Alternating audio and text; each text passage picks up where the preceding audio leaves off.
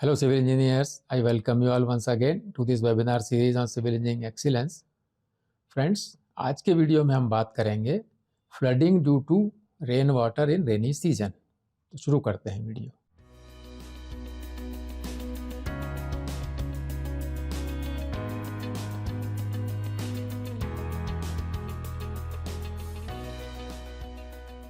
Flooding in every city, every town, particularly metro cities, is very common in rainy season.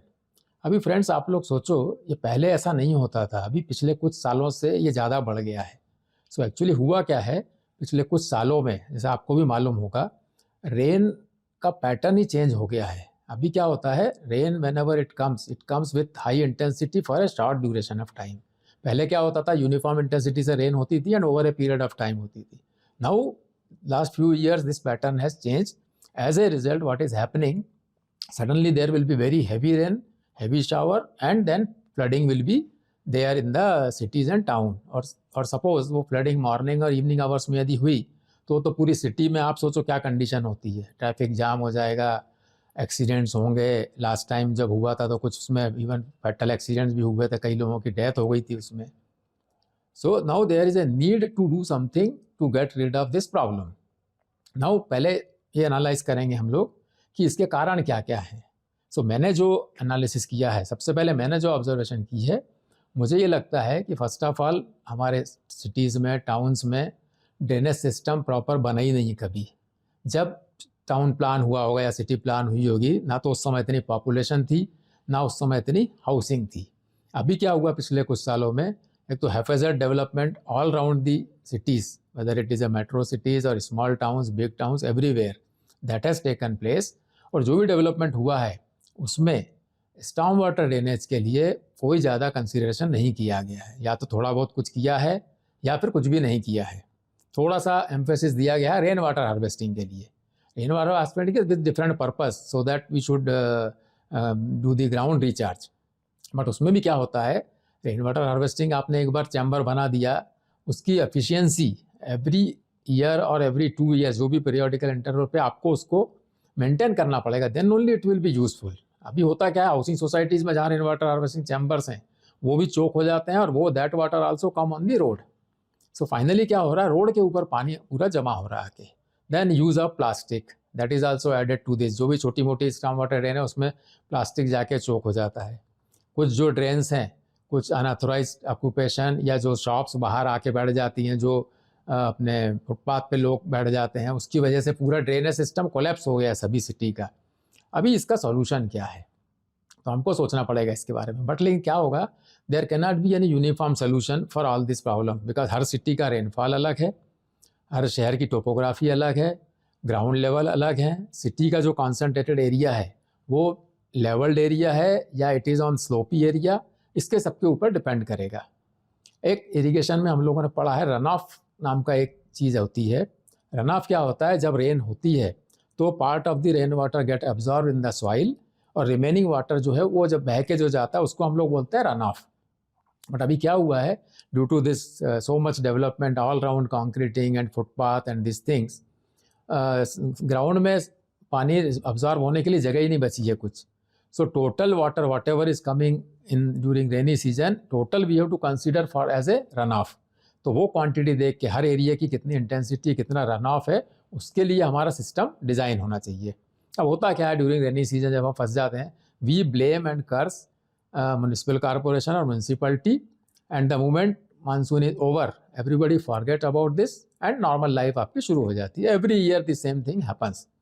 But यदि इसमें कुछ system को improve करना है, so what we have to do, municipal corporation या municipalities को blame करके कुछ होगा नहीं, बिकॉज उनके पास जो टेक्निकल स्टाफ है और जिस सिस्टम में वो लोग काम करते हैं, they are not that much technically equipped to improve upon this system. Now there is a need to have a dedicated department for this development of storm water drain in all cities and all towns, और public health department of that particular district और city को हमको properly strengthen करना पड़ेगा with sufficient manpower and sufficient funds, because lot of money will be required to develop a new system.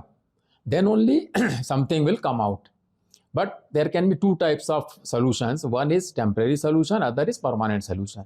तो as a temporary immediate measure के लिए हमको क्या करना पड़ेगा, जिस भी एरिया में फ्लडिंग हो रहा है वहाँ पे पहले स्टडी करना पड़ेगा कि वहाँ पे कुछ तरीका है क्या वो सरप्लस रेन वाटर को लेने के लिए। या तो वहाँ पे जो ड्रेन्स अवेलेबल हैं उनको हम लोग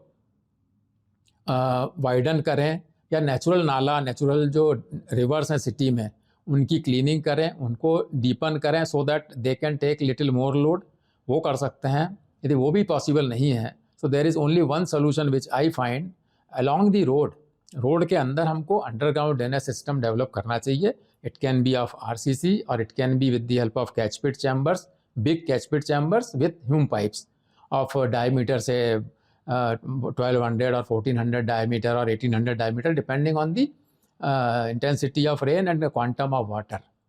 वो डेवलप करके आपको लेना पड़ेगा अलॉन्ग दी रोड, और फिर जहाँ भी आपको side ways cross drainage available है या नेचुरल नाला अवेलेबल है उसको आपको साइड में डाइवर्ट करना पड़ेगा। That can be one solution. This can be a consider as a central drainage system. Other thing is big cities now, metro network is coming up. So while constructing the metro network, lot of excavation is taking place for these pillars. In between the pillars, whatever space is left over, there we can have big catch pit chambers. Water can be collected in those chambers during rainy season, and then that water can be pumped out if the cross drainage system is not available. By pumping, it can be taken off to the natural stream or natural nala. मेरे हिसाब से इतने solutions हम लोग कुछ करेंगे, या फिर नियर बाई सोसाइटीज़ में यदि कुछ लैंड अवेलेबल है and if the society people agree, we can make big concrete wells there, this water can be stored there which can be used for some purpose, and against this society can be given some concession in the taxation and other things, और we can create few more storm water chambers and rainwater harvesting chambers in the society premises which can be maintained by society, and against that some concession can be given in the taxation. So this is, I feel ऐसा कुछ करना चाहिए। आप लोग भी इसमें सोचिए, then definitely कुछ ना कुछ सोल्यूशन आएगा। सो आज के वीडियो में दोस्तों इतना ही। वीडियो आपको यदि पसंद आया हो तो इसको अपने फ्रेंड्स के साथ शेयर करें, और चैनल को भी सब्सक्राइब करें जिन लोगों ने न्यू कमर्स नहीं किया है, so that this message goes to the many people. मिलते हैं दोस्तों नेक्स्ट वीडियो में।